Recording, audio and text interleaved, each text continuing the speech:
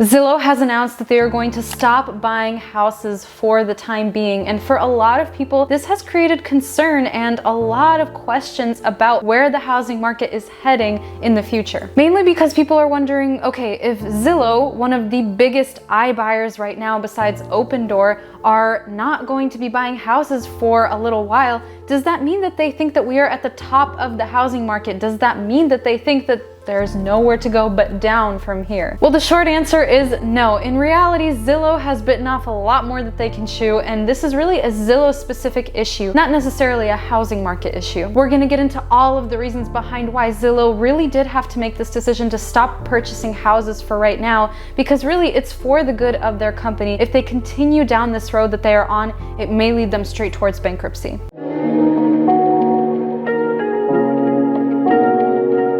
Hey everyone, welcome back. If you're new here, my name is Arena. I'm a real estate agent in Oregon, and on my channel we discuss all of the latest news in the housing market, the workforce, and the economy at large, and why that matters to you. I also occasionally post vlogs documenting my experience as a real estate agent, so if any of that sounds interesting to you, make sure that you subscribe and turn on the bell notifications so that you never miss another video. Okay, so let's dive into the reasons behind Zillow's decision to press pause on their iBuyer program. Does this mean that Zillow is predicting that the housing market is going to crash? Is that why they've made this decision?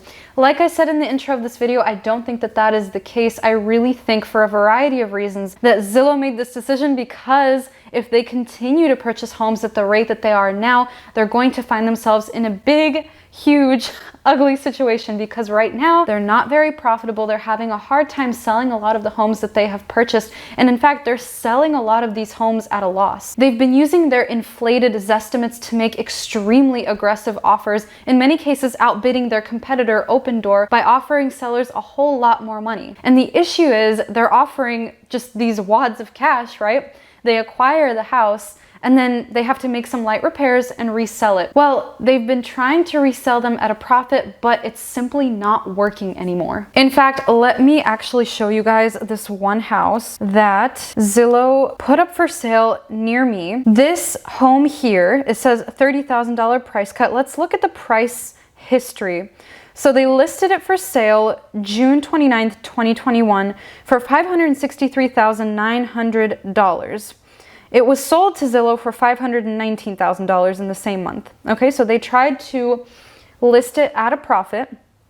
Okay, it wasn't selling. It's been on the market for a little over 100 days now. It wasn't selling. They dropped the price to $557,700. It wasn't selling. They dropped it again and again and again and again and again and again. I hope you guys are following where my mouse is here. And now, present day, on October 22nd, so about a week ago, I think, they have dropped the price all the way down to $409,900. You guys, they bought this house for $519,000.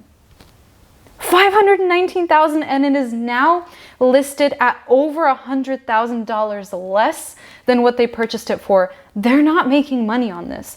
They're just trying to get rid of the house at this point. And that's really, I mean, this is not a situation that is just specific to this one house in North Portland. This is happening in many other states across the country. They have purchased homes at a really inflated price, thinking that they can resell it because, you know, perhaps they thought that we are still in this intense seller's market, which we are in a seller's market, but people are not willing to pay these prices that they are listing their homes for. So a lot of their homes have just been sitting on the market, even with price reductions, just like the example that I just showed you. So as you can see, Zillow has dug themselves quite the hole, and they've been very, very active in purchasing a lot of these homes this past year. In fact, in Q2 of 2021, they purchased 3,800 homes. When you compare that to the entirety of 2020, where they only purchased 4,162 homes, it's just mind-blowing, because because in just one quarter of 2021, they have almost purchased a similar amount of homes that they bought the entire year of 2020. So they've been really actively trying to get into this house flipping thing.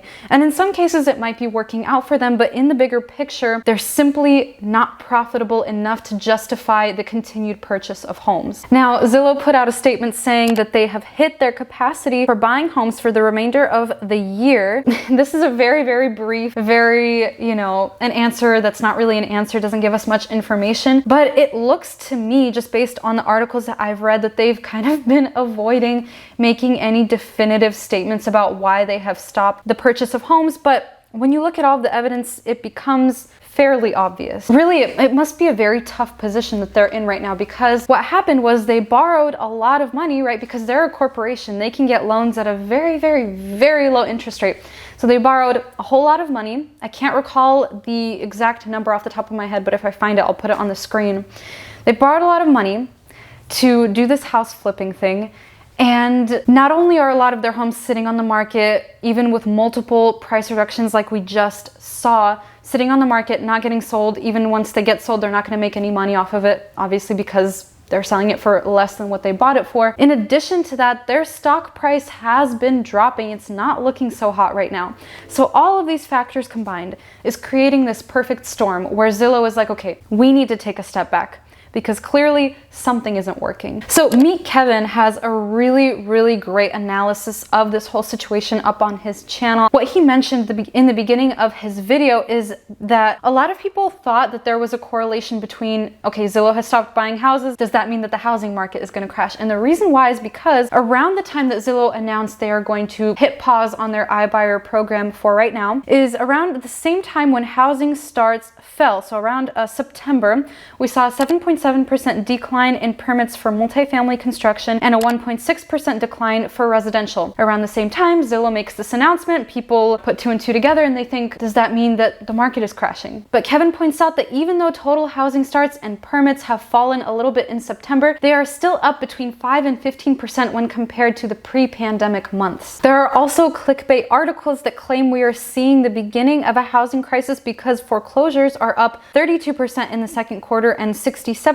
higher than they were in the third quarter of 2020. But statistics from Adam Data Solutions that actually compare foreclosure rates this year to previous years shows that we are actually at the lowest foreclosure level than we have been in 16 years. Of course, this is in part due to the fact that the onset of the pandemic prompted the release of the CARES Act, which, among other things, introduced a mortgage forbearance period on a federal level, meaning that people were not going to be able to get foreclosed on by their lenders, by their banks, for non-payment because they were likely experiencing hardship due to unemployment during COVID. And yes, we have seen foreclosures increase because that forbearance period has ended in September. However, when compared to previous years, again, foreclosure rates are still fairly low. So all of this is to say that we are not seeing the beginning of a housing market crash yet. Maybe it'll happen eventually in the future. I'm not here to make that prediction, but right now, all of the data shows that we are not headed in that direction just yet. So then why has Zillow stopped purchasing houses? Well, we've already talked about a lot of those reasons towards the beginning of this video.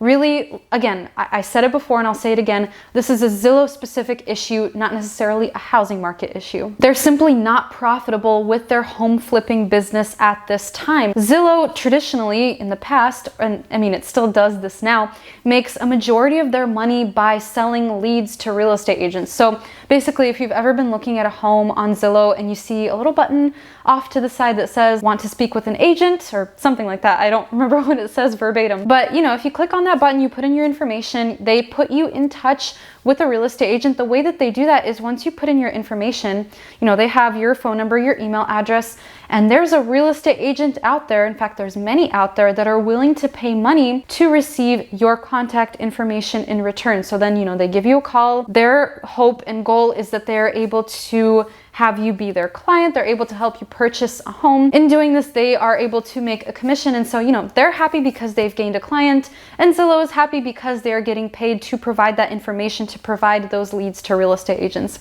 So basically, that was a long-winded way of saying that that's how Zillow makes a majority of their money. House flipping, however, has become sort of this new thing for them. They started in, I believe, 2018. That's when their whole iBuyer program really began. And the issue is that because they're so new at this, they're spending a lot of money on marketing, and they're also, again, buying these homes at inflated prices. They're making really aggressive offers. And so basically, they're just not making money with flipping houses at this time. Another quick reason as to why Zillow has paused their iBuyer program for right now, something that I haven't mentioned yet, is actually labor and material shortages. So Zillow buys homes that are in, not in terrible condition, but maybe they just need some light cosmetic repairs.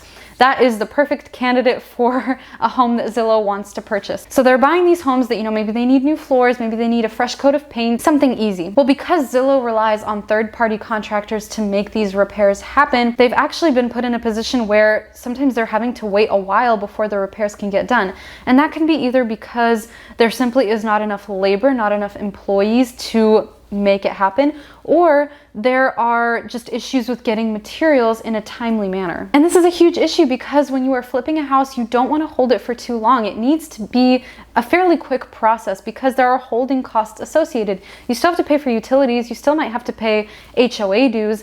You're still making those payments even while you're making those repairs. So the quicker that you can flip a home, the quicker that you can buy and sell, the better. And Zillow doesn't really have control over this timeline, again, because they're using third-party contractors to get these repairs done. So in a nutshell, that is basically why Zillow has had to stop buying houses for right now, but rest assured, they will come back. They're going to come back strong. I really do think that they're going to, give it another go with this iBuyer thing. Let me know in the comments down below if you've ever purchased a home that was being listed by Zillow, or if you yourself have sold your home to Zillow or any other iBuyers like Opendoor or Redfin. I've heard both positive and negative feedback, but if you have any firsthand experience, I would love to hear your stories, so definitely sound off in the comments down below. Thank you so much for spending your time with me today. I truly appreciate it, and you guys know the drill. Follow me on Instagram if you would like to. I would love to interact with you on there. And if you need to buy or sell a home in Oregon, I am a real estate agent here, so make sure you reach out to me. I would love to help you achieve your home goals, and I will see you next week for a brand new video.